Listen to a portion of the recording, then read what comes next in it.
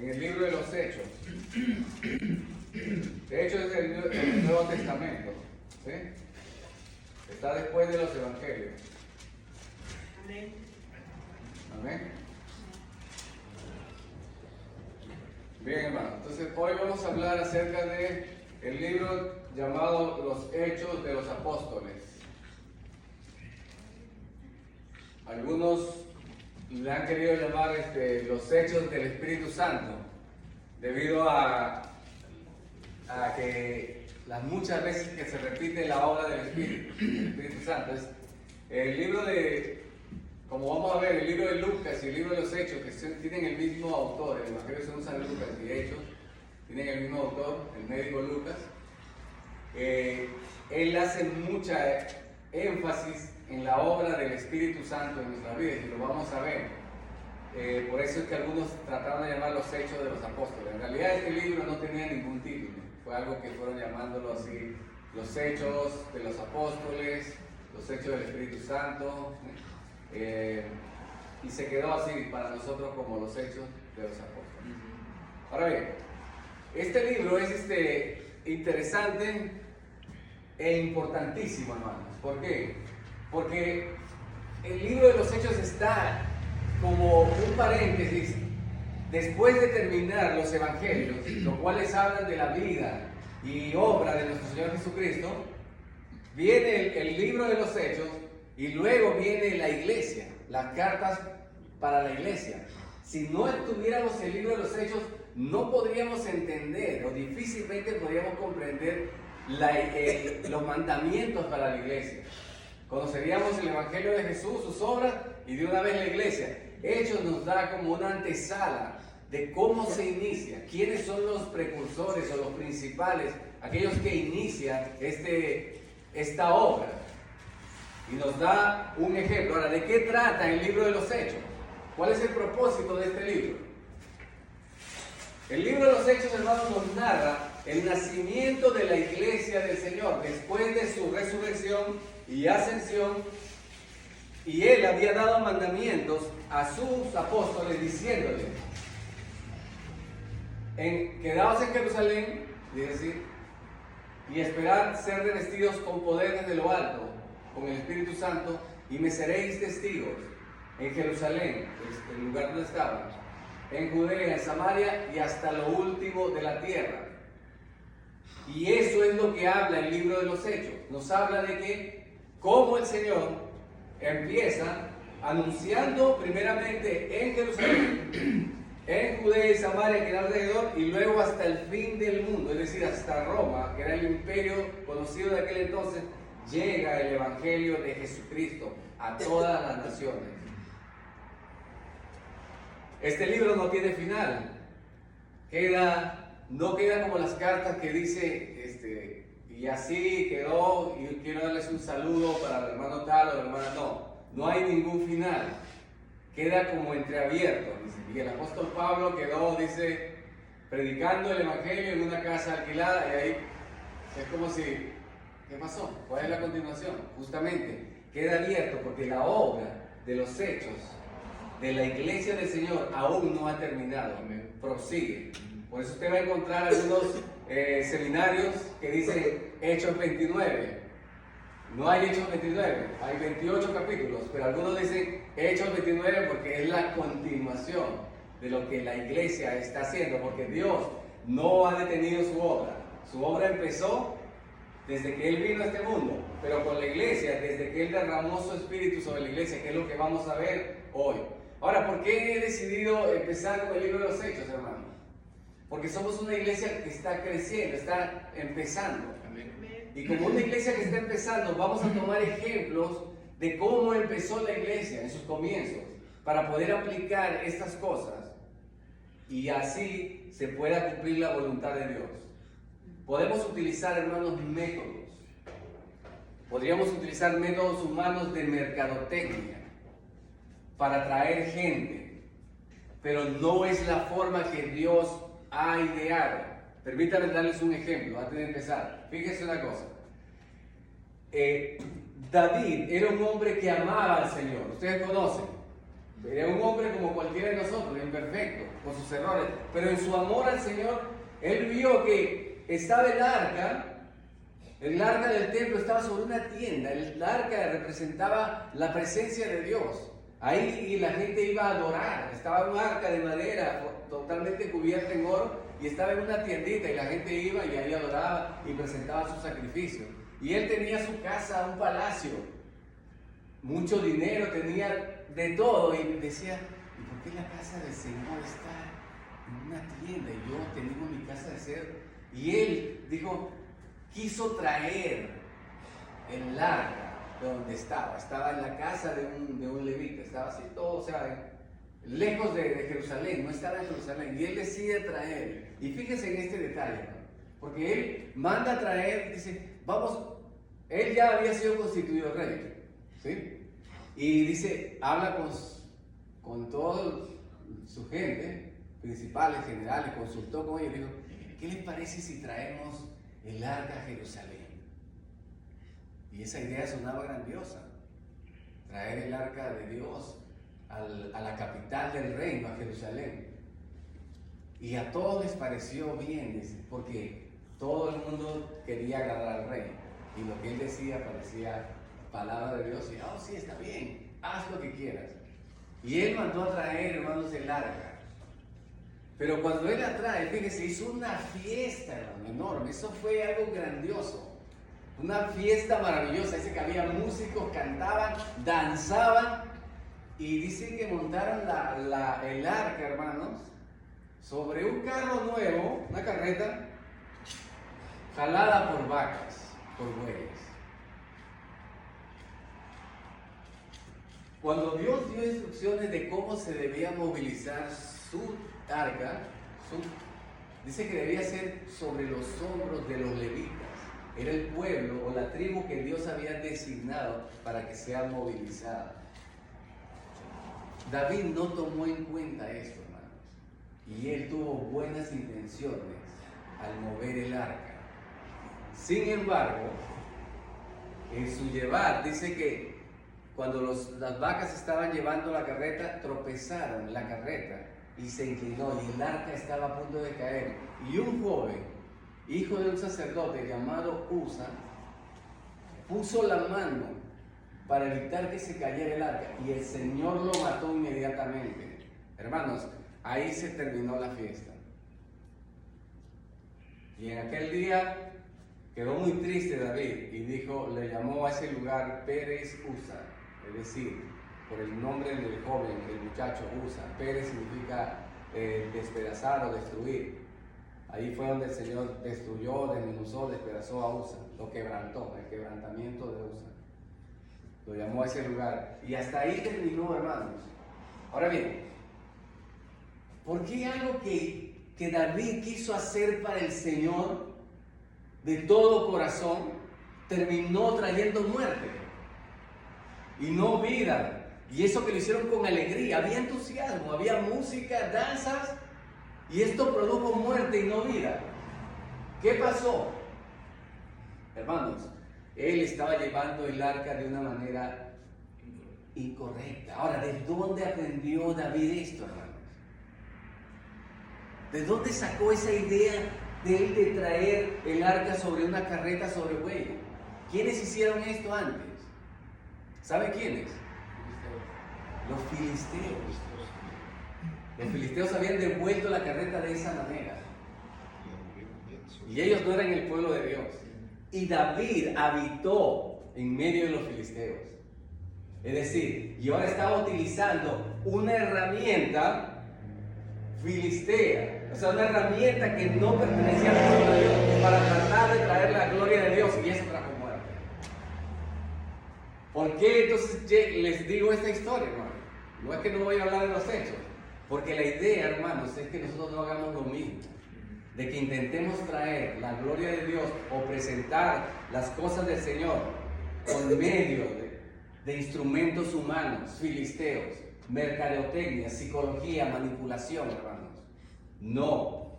El único medio que Dios nos ha dado para que el mundo conozca es por la predicación de su palabra. No es la predicación de mi testimonio. No, eso no va a convertir a nadie, hermano. La gente se convierte por la predicación de la palabra de Dios. Amén. ¿Ok? Y es lo que venimos a enseñar. Y el libro de los Hechos nos va a enseñar que es así. Este es el modelo que Dios ha escogido. No hay herramientas, hermano. Podemos usar creatividad para hacerlo, pero el fin es llevar la palabra de Dios. Ese es el objetivo. ¿Cómo creerán, dice la carta a los romanos, si no hay quien les predique? ¿Y cómo irán si no hay quien les envíe? Entonces, esa es la forma, y vamos a aprenderlo hoy en el libro de los Hechos. Vamos a ver cómo funciona esto, cómo empieza. Abran sus Biblias y vengan conmigo. Miren cómo dice. En el primer tratado, oh Teófilo, le dice, hablé acerca de todas las cosas que Jesús comenzó a hacer y a enseñar, hasta el día en que fue recibido arriba, después de haber dado mandamientos por el Espíritu Santo a los apóstoles que había escogido. ¿Ok? Vean. En el primer tratado, ¿cuál es ese primer tratado? En el griego dice en el primer volumen, ¿sí? De escritos. ¿Cuál es? Lucas está hablando a lo que nosotros conocemos como el Evangelio según San Lucas. Si usted lee el comienzo del Evangelio según San Lucas, no vaya para allá, solamente le voy a decir, mire cómo empieza diciendo, él dice, puesto que ya muchos han tratado de poner en orden la historia de las cosas que entre nosotros han sido ciertísimas, tal como nos la enseñaron los que desde el principio lo vieron con sus ojos y fueron ministros de la palabra, me ha parecido también a mí, después de haber investigado con diligencia todas las cosas desde su origen, escribírtelas por orden, oh excelentísimo Teófilo. O sea, este Evangelio según San Lucas se lo escribió, este volumen primero lo escribe Lucas. ¿Y cuál fue la intención de Lucas? Dice, ya estas cosas las creemos, pero yo quiero ponerlas cuidadosamente en orden. Si usted quiere saber cómo ha venido siendo el Evangelio desde su venida del Señor, usted puede leer el Evangelio según San Lucas, que lo puso más cronológicamente en orden. Otros evangelios lo va a encontrar un poco desordenado, pero él fue cuidadoso en que sea ordenadamente. Y así le envié. Ahora bien, pero él explica en Lucas la vida y obra de nuestro Señor Jesucristo. Dice acerca de todas las cosas que Jesús comenzó, y esto es importante, hermano, miren lo que dice, a hacer y a enseñar. ¿Qué significa esto? Jesús dijo a sus discípulos, hermanos, ustedes cuando vayan en la cátedra de Moisés, en la universidad donde se sientan los escribas y los fariseos, los que enseñaban la ley, dice, en la cátedra de Moisés se sientan los fariseos y los escribas y fariseos, dice, de todo lo que le enseñen, hacedlo, creedlo. O sea, eran buenos maestros, pero no seáis como ellos, porque dicen y no hacen. Muy contrario a lo que dice aquí. Dice que las cosas que Jesús comenzó a hacer y a enseñar. Su predicación era consona con sus hechos. No hacía algo, predicaba una cosa y hacía otra. Él hacía, y eso nos puede enseñar a nosotros algo, hermanos. Si vamos a enseñar la Escritura, debemos hacer que primeramente esa palabra se cumpla en nuestras vidas.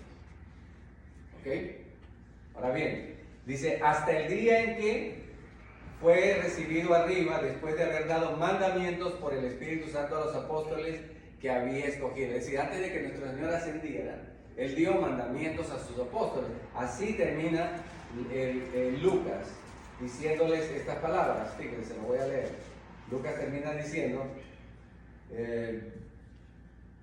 le dice así, he aquí, yo enviaré la promesa de mi Padre, en 24:49, no tiene que ir, solamente lo voy a leer para que vea. He aquí, yo enviaré la promesa de mi Padre sobre vosotros, pero quedaos vosotros en la ciudad de Jerusalén hasta que seáis investidos de poder desde lo alto. Y los sacó afuera hasta Betania, y alzando sus manos los bendijo. Y aconteció que bendiciéndolos se separó de ellos y fue llevado arriba al cielo. Y ellos, después de haberle adorado, volvieron a Jerusalén con gran gozo y estaban siempre en el templo alabando y bendiciendo a Dios. Ahí termina el Evangelio según San Lucas. Y es lo que le está diciendo ahí. Ya saben lo que les dije. El Señor, cuando se fue a hacer Dios, les dio mandamientos. ¿Y cuáles son? Aquí dice: a quienes también, después de haber padecido, o sea, después de que fue crucificado y haber muerto, se presentó vivo con muchas pruebas indubitables. ¿Qué significa esto, hermano? De que no había duda de que Él había resucitado. No era como algunos decían, no, eso quedó vivo y después se recuperó y salió de la tumba. Movió esa piedra grandísima y salió. O vinieron sus discípulos y lo secuestraron, se lo llevaron para decir que ha resucitado. No, Él mostró pruebas indubitables, dice que apareciéndoseles durante 40 días. El 40 es un número importante, hermanos. Nos hace siempre reflexionar. ¿Por qué? 40 es el número en el que Dios prueba a su pueblo. ¿Sí recuerdan ustedes? Los tuvo a su pueblo 40 años en el desierto. ¿Sí? Nuestro Señor Jesucristo también estuvo en el desierto 40 días y también fue tentado. O sea, ahí vemos que mientras Moisés subió 40 días al monte de Sinaí, el pueblo fue tentado y cayó, y pecó y se apartó de su Dios. ¿Sí? O sea, 40 días siempre es un periodo como de prueba. Y en ese momento los tuvo así el Señor, fortaleciéndolos, porque ya Él tenía que irse, estuvo 40 días con ellos. Ahora bien, hablándoles acerca del reino de Dios. No había otro mensaje. Los 40 días que Jesús estaba con ellos era hablándoles acerca del reino de Dios. ¿Y ahora qué es el reino de Dios? Es Dios reinando. Es el rey de todo el universo. Pero ellos esperaban un reinado que estaba escrito aquí, el reinado mesiánico, el reinado del Salvador en Israel. Eso es lo que ellos esperaban. Y Jesús les está hablando del reinado, de su reino, del reinado espiritual. Ahora miren lo que pasa. Él está hablando y estando juntos, dice, les mandó que no se fueran de Jerusalén, sino que esperasen la promesa del Padre, la cual les dijo: oísteis de mí. Él les había dicho, como le dije, leímos en Lucas, Él les había dado mandamientos. ¿Cuáles eran estos mandamientos? Le dijo: me seréis testigos en Jerusalén, en Judea, en Samaria y en toda la tierra. Ellos tenían que ir y llevar el mensaje, lo que habían visto, la resurrección de Cristo, eso tenían que llevarlo. Pero Jesús le dice: quedaos en Jerusalén. Quizás había mucho entusiasmo por cumplir la obra de Dios y querían salir corriendo a obedecer, o probablemente no, pero había un detalle que es importante. Antes de que sean testigos tenían que hacer algo. ¿Y qué era eso? Tenían que esperar la promesa del Padre, la cual les dijo: oísteis de mí. ¿Cuál era esa promesa, hermano? La promesa lo dijo aquí nuestro hermano Marcos. En Juan 14 podemos ver la promesa del Espíritu Santo. Les voy a leer brevemente. Miren cómo dice aquí. Juan 14.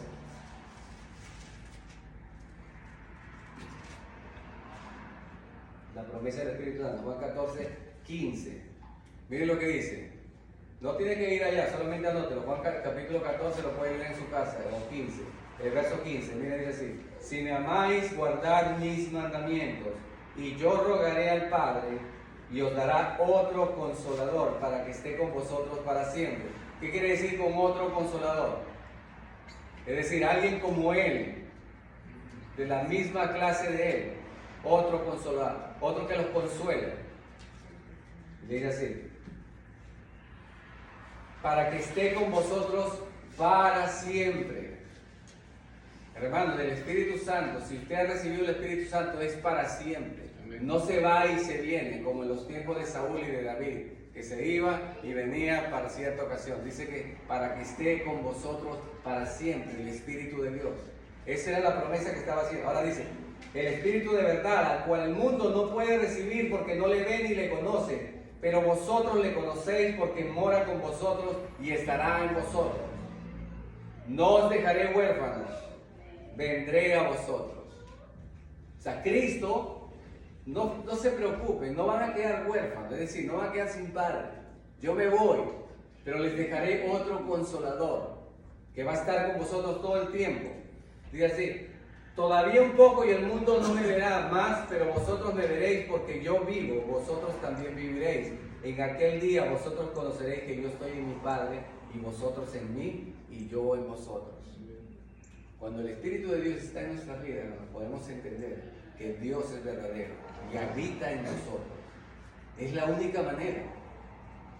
De otro modo no podemos comprender que somos hijos de Dios, como dice Romanos 8, dice, pero el Espíritu nos dice, testifica claramente que somos hijos de Dios. Si usted se siente que es un hijo de Dios, es porque el Espíritu de Dios mora en usted. De lo contrario, si usted no está seguro todavía, definitivamente todavía el Espíritu de Dios no mora en usted. Pero aún hay esperanza para él. Vamos a seguir. En aquel día vosotros conoceréis que yo estoy en el Padre y vosotros en mí y yo en vosotros. El que tiene mis mandamientos y los guarda, ese es el que me ama. Y el que me ama será amado por mi Padre y yo le amaré y me manifestaré a él. Es decir, el Señor va a enviar su Espíritu Santo. Esa era la promesa que le estaba hablando. Entonces ahora les dice, recuerden, la promesa, no se vayan de Jerusalén, esperasen la promesa del Padre, la cual le dijo, oísteis de mí. ¿Por qué? Dijo, porque Juan, está hablando de Juan el Bautista, ciertamente bautizó con agua, mas vosotros seréis bautizados con el Espíritu Santo dentro de no muchos días. ¿Ustedes recuerdan el ministerio de Juan el Bautista? Juan el Bautista estaba llamando al arrepentimiento. Estaba vestido con pelo de camello, vivía en el desierto, era un tipo de profeta Elías, lo cual se estaba profetizado de que él vendría, el profeta Elías vendría antes de la venida del Señor, antes del Mesías.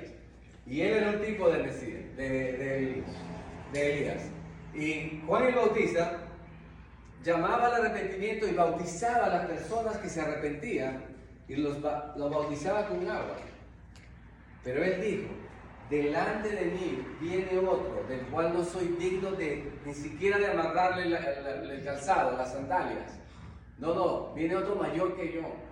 Él os bautizará con Espíritu Santo y fuego, dice. Pero aquí el Señor no está hablando de fuego, ¿recuerdan? ¿Por qué? Porque el fuego tiene que ver con el juicio de Dios. Aquí está hablando de la gracia de Dios. Cuando Él venga definitivamente, después de haber derramado su Espíritu, al final de los tiempos viene el juicio de Dios. Ese es el fuego para los incrédulos, no para los que creen. Por eso le dice, porque Juan ciertamente bautizó con agua, mas vosotros seréis bautizados en el Espíritu Santo dentro de no muchos días. El Espíritu Santo vendría una semana más tarde después de su ascensión. Así, a los 50 días. Ya hablaremos de eso en la siguiente semana. ¿Okay? Entonces, fíjese, los que se habían reunido le preguntaron diciendo, Señor, ¿restaurarás el reino a Israel en este tiempo? El Señor les está hablando 40 días acerca de ¿qué? Del reino. ¿Sí? Y ahora le está diciendo, ¿restaurarás? ¿Qué significa restaurar, hermano? Cuando usted restaura algo, es algo que estuvo antes, se dañó y ahora hay que restaurarlo. Una casa, estuvo descuidada, ahora vamos a restaurar esta casa. Cuando dice, restaurarás el reino de Israel, ¿de qué están hablando? ¿Qué están pensando ellos, hermano? En el reinado de David. Cuando David era rey y tenía paz, había control, o sea, él era el que gobernaba todo Israel. Era el rey de Israel. Lo que está diciendo, ¿va a venir otra vez ese gobierno? Su pensamiento, hermanos, era terrenal, era solamente un gobierno humano. Pero Jesús está hablando de un gobierno, un reinado espiritual. Pero también viene un reinado físico. Pero más adelante, ese no era el tiempo. Pero miren lo que le dice. Ellos todavía están pensando en va a venir este y nos va a quitar el poder de los romanos que nos oprimen. No era el tiempo, porque dice, restaurarás el reino de Israel en este tiempo. Y les dijo, miren, no os toca a vosotros saber los tiempos o las sazones que el Padre puso en su sola potestad. Es decir, ¿esto qué nos enseña, hermano? No nos compete a nosotros estar indagando cuándo viene el Señor. ¿Sí? No es competencia nuestra de poner fechas. Usted ha visto, mucha gente ha puesto fechas. El Señor viene en septiembre del 2019, en octubre del 20, 21, 22, y así están. No, dice que no nos compete eso, el de estar poniendo fechas. Solo el Señor sabe el día y la hora. Dice así. Pero, dice así, pero recibiréis poder cuando haya venido sobre vosotros el Espíritu Santo, y me seréis testigos en Jerusalén, en toda Judea, en Samaria y hasta lo último de la tierra. ¿Qué le está diciendo? No se preocupen por si el reino de Dios viene. Solamente cuando, no se preocupen, ustedes tienen algo que hacer. En esto sí, pero recibiréis poder. Ahora, esta palabra se ha traducido más, yo sé si la han oído, es empoderada. ¿Han oído? ¿Han oído hablar mucho? Ahorita suena mucho en los... Está de moda. ¡Ey! Empodérense. Es la misma palabra, el empowerment. O sea, ser llenos de poder. Pero, ¿para qué es el poder del que está hablando Jesús, hermano? Miren lo que dice. Recibiréis poder cuando haya venido sobre vosotros el Espíritu Santo y me seréis testigos. El poder que Dios nos ha dado por el Espíritu Santo no es para alardear, es para testificar las obras de Jesús. Ahora, no podemos testificar si no tenemos el Espíritu de Dios. De lo contrario, estamos haciendo lo que les dije temprano, al principio, la obra de David, haciendo cosas por nuestra fuerza, y eso no funciona. Eso no va a traer vida, va a traer muerte. Entonces, el primer requisito, hermanos, para que nosotros podamos llevar el Evangelio es recibir el Espíritu Santo. Y nos vamos a dar cuenta que no solamente es recibirlo, sino ser llenos de Él, para que podamos ser testigos con poder. Eso lo vamos a ver la próxima semana, cuando venga el día de Pentecostés, en el capítulo 2. Ok, ahora bien, entonces esa es la voluntad de Dios. Esperen, recibirán poder por el Espíritu Santo cuando venga y me serán testigos. Si usted, hermano, no tiene ánimos de predicar, no quiere, a nadie le comparte la palabra, simplemente es muy sencillo. Es porque el Espíritu de Dios no está morando abundantemente en su corazón. Pero ya le voy a explicar cómo va a ser también eso. O sea, a veces nos sentimos mal, yo no le predico a nadie. Sí, es que de nosotros naturalmente no van a ser. Necesitamos del poder del Espíritu Santo para hacerlo. Ahora bien, y habiendo dicho estas cosas, viéndolos ellos, fue alzado y me recibió una nube que le ocultó de sus ojos. Y estando ellos con los ojos puestos en el cielo, entre tanto que él se iba, he aquí se pusieron junto a ellos dos varones con vestiduras blancas, los cuales también le dijeron: varones galileos, ¿por qué están mirando al cielo? Este mismo Jesús, que ha sido tomado de vosotros al cielo, así vendrá como le habéis visto. ¿Okay? Vean esta escena, hermanos. Vean esta escena. Una nube, dice que lo esconde y lo levanta. Él es alzado y una nube lo oculta. Y él desaparece y ellos están mirando hacia arriba. Y en eso aparecen dos ángeles, dos hombres con vestiduras blancas, siempre Lucas o los apóstoles, es ángeles vestidos de blanco. Y le dicen: ¿qué estáis mirando hacia arriba? Si este mismo Jesús volverá así como lo habéis visto ir. Amén. Ok, ¿qué significa eso? ¿Qué significa lo de la nube? ¿Qué nos recuerda lo de la nube? Cuando está en el desierto, había una nube que los guiaba. La nube hablaban de la gloria de Dios, la Shekinah de Dios. La gloria de Dios representa eso. Cuando Moisés está en el monte, en el capítulo 19 de Éxodo, dice así, miren lo que dice la Escritura. Dice: he aquí, yo vendré a vosotros en una nube espesa. Y cuando dicen Tesalonicenses, ¿qué dice la Escritura? Que el Señor mismo vendrá con trompeta de Dios, el mismo, dice, y nosotros le recibiremos en las nubes. O sea, aquí está hablando de su venida. Entonces cuando venga, y la más profética y una de las que más me gusta, la va a encontrar en el capítulo 7 de Daniel, cuando Daniel ve el final de los reinos de este mundo. Y ve, dice, y aquí entre las nubes, uno con apariencia de hijo de hombre, y le fue dado dominio y reino, y su reino es para siempre y no tendrá fin jamás. Está hablando de nuestro Señor Jesucristo. Él viene otra vez y viene entre las nubes a establecer su reino justo. Amén. Amén. Y hay otro detalle, ¿dónde estaban ellos? Miren, hermano, fíjense. Entonces volvieron a Jerusalén, ¿desde dónde? Desde el monte que se llama el Olivar, el monte de los olivos. ¿Qué significa eso, hermano? Dice que Él va a venir y ellos estaban en el monte de los olivos. Si usted viene conmigo a Zacarías 14, usted va a encontrar una de las profecías más tremendas de la venida de nuestro Señor. Se lo voy a leer. Zacarías 14, miren cómo dice. Verso 3. Después saldrá Jehová y peleará con aquellas naciones como peleó en el día de la batalla. Y se afirmará sus pies en aquel día sobre el monte de los olivos, que está enfrente de Jerusalén, al oriente. Y el monte de los olivos se partirá por en medio hacia el oriente y hacia el occidente, haciendo un valle muy grande, y la mitad del monte se apartará hacia el norte y la otra mitad hacia el sur. Y si lee conmigo en el verso 9, y Jehová será rey sobre toda la tierra, en aquel día Jehová será uno, y uno será su nombre. Hermano, vea usted la majestuosidad de esto. El Señor viene allí en el monte de los olivos. Dice, ¿qué hace mirando? Viene en una nube. ¿Y dónde va a venir? En el monte de los olivos, para que se cumpla la profecía de Zacarías 14, que dice que cuando ponga los pies sobre el monte se va a partir en dos, hermanos.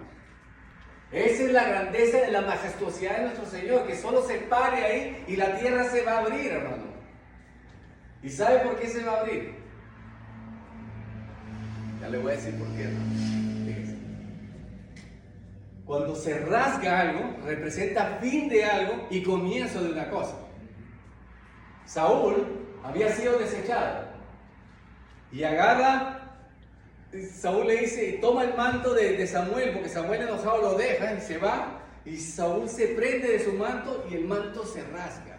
Y voltea a Samuel y le dice, así Jehová ha rasgado tu reino y le ha sido dado a otro mejor que tú. Termina ahí. Al rasgarse las vestiduras. Cuando el sumo sacerdote le dijo a nuestro Señor Jesucristo, le dijo, te conjuro en nombre del Dios viviente que me digas si eres tú el Mesías. Y él le dijo, tú lo has dicho, y desde ahora veréis al Hijo del Hombre viniendo entre las nubes con poder y gloria y sus ángeles. Dice, ¿y qué dijo él? El sumo sacerdote dijo, no hay más que decir, blasfemia. Y se rasgó las vestiduras, dando por finalizado el sacerdocio según el orden de Aarón y dando nacimiento a un nuevo sacerdocio según el orden de Melquisedec, como dice la carta a los Hebreos. Eso significa rasgarse. Y luego se rasgó el velo del templo de arriba abajo, dando a un nuevo pacto. Terminó este ministerio. Ya Dios no habitaba en el arca, ahora habita en los creyentes. Amén. Ahora bien, cuando venga nuestro Señor Jesucristo y se parte, hermanos, en el monte de los olivos y el monte, la tierra se rasga, eso significa que ha sido el final de todos los dominios de la tierra por el hombre, porque ahora viene a reinar nuestro Señor Jesucristo. Amén. Él es el Rey de Gloria, a Él solamente, y su reino es para siempre, hermanos. Amén. Ok, entonces esa es la razón por la cual se rasga y va a venir en el monte de los olivos. Ahora bien, ellos están esperando, y eso es lo que tenemos que hacer nosotros, hermanos. Esperar la gloriosa venida de nuestro Señor Jesucristo, haciendo lo que Él nos mandó a hacer, siendo llenos del Espíritu Santo y testificando a los demás de la persona de Jesucristo, que solo en Él hay salvación. Y ese es el propósito, hermanos, de nosotros como iglesia. No de esta iglesia, no, es de la iglesia en general. Y a eso tenemos que ir. como cristianos, como creyentes. Este es nuestro, y el primer plan de nosotros como iglesia es que podamos aprender cómo ser llenos del Espíritu Santo para poder Amén. testificar con poder, hermano. Amén. Amén. Y eso se logra aprendiendo de la palabra de Dios. Pero lo vamos a ver más adelante. Ok, para terminar. Dice que estaban entrados, subieron al aposento alto, después de que vinieron del monte de los olivos. Entraron y subieron al aposento alto donde moraban Pedro, Jacobo, Juan, Andrés, Felipe, Tomás, Bartolomé, Mateo, Jacobo, hijo de Alfeo, Simón el celote y Judas, hermano de Jacobo. ¿Quiénes eran estos, hermanos? Los apóstoles, los 11 apóstoles.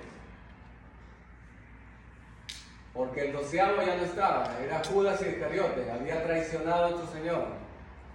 Y ahora bien, dice que, verso 14, bien interesante, hermanos, todos estos perseveraban unánimes en oración y ruego con las mujeres y con María, la madre de Jesús, y con sus hermanos. Hermanos, esa era la iglesia del primer siglo, en sus comienzos. Estaban unánimes y juntos. Unánime significa de un mismo ánimo, de un mismo sentir. Que no es que, yo creo esto, que yo me siento así, que esto debe ser así, o esto debe ser así. No, yo pienso que debemos adorar así, o debemos adorar así. No. Todos estaban unánimes, o sea, tenían el mismo sentir. Y juntos oraban y perseveraban en la oración. Y a eso les animo, hermano. Que quitemos de nuestra vida todo aquello que nos divida, hermano. Eso incluye, como prediqué tiempos atrás, de dónde somos, nacionalidad o grado cultural que tengamos, si somos profesionales o no, o si tenemos más dinero, menos dinero, no. Esas cosas tienen que romperse, hermano. En Cristo Jesús somos uno. Amén. Amén. Entonces tenemos que romper todo aquello que no nos quite esa unanimidad de estar juntos en oración y en ruego. En aquellos días, dice, Pedro se levantó. Pedro tomó el liderazgo. Recuerden cuando el Señor llamó a Pedro, le dijo, te daré las llaves del reino, y todo lo que atares en el cielo, en la tierra será atado en los cielos, y todo lo que atares será desatado en los cielos. ¿Sí recuerdan eso, no? Ok, perfecto. Dice que Pedro da inicio a las llaves del reino. Empieza él, es el primero que se levanta y dice así: varones hermanos, dice. Pedro se levantó en medio de los hermanos y los reunidos eran como 120 en números. Había bastante ya. Y dijo: varones hermanos, era necesario que se cumpliese la escritura en que el Espíritu Santo habló antes por boca de David acerca de Judas, que fue guía de los que prendieron a Jesús. Y era contado con nosotros y tenía parte en este ministerio. Este pues, con el salario de su iniquidad, adquirió un campo y cayendo de cabeza se reventó por la mitad y todas sus entrañas se derramaron. Y fue notorio a todos los habitantes de Jerusalén, de tal manera que aquel campo se llama en su propia lengua Azelda, que quiere decir campo de sangre. Ok, aquí hay algo, hermanos. Y lo primero que hace Pedro, antes de empezar, es poner en orden. ¿Qué cosa? Dios había llamado a 12 discípulos y ahora eran 11. Era necesario que se cumpliera lo que había dicho el Señor, que 12 llevarían las 12 tribus de Israel. Eran 12 discípulos y entonces tenían que suplir a aquel que había traicionado. En este caso Judas, el cual dice que cayendo de cabeza se reventó por la mitad y todas sus entrañas se derramaron. Muchos dicen, bueno, él no fue que se ahorcó, y aquí dice que se reventó. La Biblia se contradice entonces, no está diciendo. Muchos han criticado, Lucas dice que cayó de cabeza y se reventó, y el otro dice que se ahorcó, entonces que Mateo dice que se ahorcó. ¿Cuál es la verdad? Bueno, Mateo no dice que se ahorcó, pero no dice que no se reventó. Y él tampoco no dice que no se ahorcó, simplemente se reventó. Puede ser que al colgarse se cayó y al caerse se reventó y ya estaría inflado de muerto, ¿cuántos días quizás? Lo que quiere decir en realidad la escritura es que él su traición le costó caro. Tuvo una muerte vergonzosa. No una muerte digna, ¿no? De hacerle honores. No, una muerte vergonzosa, que todas sus entrañas se le salieron. Del mismo tipo de la muerte de Herodes, cuando dice que se abrió y todos los gusanos se lo comieron. O sea, muerte vergonzosa, muerte de impío tuvo. Eso fue lo que tuvo. Y bueno, murió en la propia tierra que habían comprado por el precio de 30 monedas de plata, el precio que él había vendido así. Entonces le dice, me gusta esto, mire lo que hace Pedro, hermano, esto es interesante, verso 20. Él empieza, bueno, vamos a poner orden y tenemos que elegir al sucesor, ¿sí? Y es lo que quiero hacer yo también, hermano.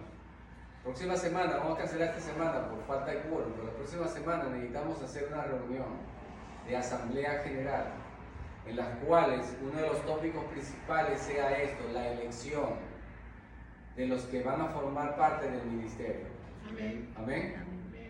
Entonces, eso es parte y lo que hizo Pedro. Ahora, bien interesante cómo lo hizo, porque miren, él no dijo, me pareció que debo hacer esto. Sí, está bueno, se me ocurrió hacer tal cosa. Miren lo que él dice. Porque está escrito en el libro de los Salmos, de acuerdo a lo que está escrito en la palabra. Él tomó la palabra de Dios y dijo, sea hecha desierta su habitación y no haya quien more en ella. Y tome otro su oficio. Estamos hablando de dos salmos. Entonces Pedro tomó el Salmo 69 y el Salmo 109. Salmo 69, donde dice, sea hecha desierta su habitación y no haya quien more en ella. Y el Salmo 109, y tome otro su oficio. Dos salmos. Ahora, ¿cómo le inspiró el Espíritu Santo a que estas cosas estaban hablando de Judas, no? No sabemos, porque la verdad, uno dice, como nos enseñan a nosotros, hermano, hay que leer contexto anterior, contexto siguiente, hay que leer todo eso para ver qué es lo que dice la palabra. Y aquí vemos que ellos toman de un lado de aquí, una palabrita de aquí y otra poquito de por allá. Pero sin embargo, a nosotros no nos compete hacer ello, porque Dios tuvo sus propósitos, porque de ahí ha salido también el de utilizar la palabra de Dios un poquito de aquí y luego de acá salen también las falsas doctrinas y las falsas enseñanzas. Debemos ser cuidadosos con ello, pero aceptar de que estas que están escritas aquí fueron inspiradas por el Espíritu Santo y así lo quiso el Señor. Ahora bien, es necesario pues que de estos hombres que han estado junto con nosotros todo el tiempo que el Señor Jesús entraba y salía entre nosotros, comenzando desde el bautismo de Juan hasta el día en que entre nosotros fue recibido arriba, uno sea hecho testigo con nosotros de su resurrección. Será importante, no podría ser cualquiera, habían puesto como requisito fundamental que haya estado con ellos desde el principio. Desde el comienzo, desde que Juan bautizó a nuestro Señor Jesucristo en el Jordán, desde ese momento hasta el día en que fue levantado, o sea que estuvo todo el tiempo, que fue constante. Y de los cuales habían dos que habían dado testimonio, vean ustedes, y señalaron a dos, a José, llamado Barsabás, fíjese, José ya lo conocía, además tenía hasta un sobrenombre, Barsabás, que tenía por sobrenombre Justo. O sea, tenía tres nombres. Tenía nombre y sobrenombre. O sea, por lo que dice, les era bien conocido a ellos. ¿Sí? ¿Lo notan? Sí. Porque era el que le dicen Justo. Era conocido por los discípulos. Mientras que dice, y a Matías. ¿Recuerdan cuando hablamos de los hijos de Adán y Eva? Cuando dijo Caín, por voluntad de Jehová he adquirido varón, este es el Mesías, el Salvador. Y a ver, ya, no se habla más. Sin embargo, el escogido no era del que tanto se elogió y tanto se habló. Porque dice que aquí, y orando dijeron, fíjense, tú Señor que conoces los corazones de todos, ese detalle. Nosotros lo conocemos, los hemos visto, están en nosotros. Pero tú conoces los corazones. Sé tú el que escojas. Porque recuerda, que, como dice el Señor, Engañoso y perverso es el corazón del hombre. ¿Quién lo conocerá? Yo, Jehová, dice que escudriño la mente y el corazón del hombre para darle a cada quien según sea su obra. El único que conoce los corazones, hermano, es nuestro Señor. Amén. Amén. Y luego dice que, y orando dijeron, tú, Señor, que conoces los corazones de todos, muestra cuál de estos dos has escogido para que tome la parte de este ministerio y apostolado del que cayó Judas por transgresión para irse a su propio lugar. Y les echaron suertes y la suerte cayó sobre Matías y fue contado con los 11 apóstoles. Al final el Señor escogió a Matías. Y hermanos, generalmente si usted nota, es a los que casi no son nombrados, a los más humildes, es el que el Señor escoge, los instrumentos para su gloria. Amén. Amén. Amén. Nosotros sí somos como Samuel, nos dejamos fascinar por lo de afuera. Oh, mira, qué bien preparado está, ay, qué bueno, sí. Miramos solamente lo externo, pero el Señor conoce en nuestros corazones. Amén. Entonces nuestra confianza, ahora que vamos a elegir los cargos de las personas, que el Señor nos dirija, Amén. porque eso va a traer bendición y prosperidad a su iglesia. Amén. Que sea Él que nos mueva. Si el Señor ha puesto en su corazón el sentir de servir al Señor, háganlo partícipe, háganlo sentir, y bueno, vamos a orar por ello. Y bueno, necesitamos elegir dos cosas, hermanos. Quiero cerrar con esto. Necesitamos, uno, aprender a ser llenos del Espíritu Santo para poder ser testigos eficaces. Esa es la forma como Dios nos mandó. Lo segundo, tenemos que organizar la elección de los miembros que han de trabajar con nosotros. Amén. Y que sean orando y dirigidos por el Espíritu de Dios. Que el Señor nos ayude, porque nosotros no conocemos los corazones. Solo Dios conoce. Amén. Quizás a nuestros ojos podamos pensar de que, no, este hermano no lo veo capaz. Quizás para nosotros. Pero Dios sabe quién es que. Porque para Dios, Él puede salvar con muchos o con pocos.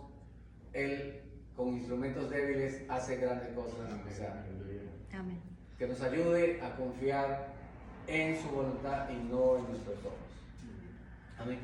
Ahora bien, si alguno de ustedes, hermanos, que están aquí presentes, no han aceptado la salvación que solamente está en el nombre de Jesucristo, le invito a que lo haga, porque es la única manera de que usted pueda recibir el Espíritu Santo de Dios, que sea bautizado en el Espíritu Santo, y a través de ese bautismo usted puede tener la convicción de que es un hijo o hija de Dios y que pertenece al pueblo de Dios. Amén. Así que le invito, le voy a hacer la oración entonces, para que ore conmigo. Dígale, si usted no ha recibido al Señor, el Señor, o no está seguro de su salvación, o seguro de su salvación, diga, oh Señor, ahora que he entendido de que aún tengo dudas de mi salvación, confírmame a través de tu Espíritu Santo. Yo acepto que tu salvación es a través de la obra de Jesucristo en la cruz, que Él pagó mis pecados, que Él pagó mi culpa, y que yo soy pecador. Necesito, Señor, de que tú me limpies de toda maldad, Señor, por tu sangre. Te ruego, Dios, que puedas inscribir mi nombre en el libro de la vida para siempre, Señor, y me guardes y me perseveres. Te pido esto en el nombre de Jesucristo, y en Él te damos las gracias. Amén. Y amén. Amén. Amén. Bien, yo invito a las hermanas.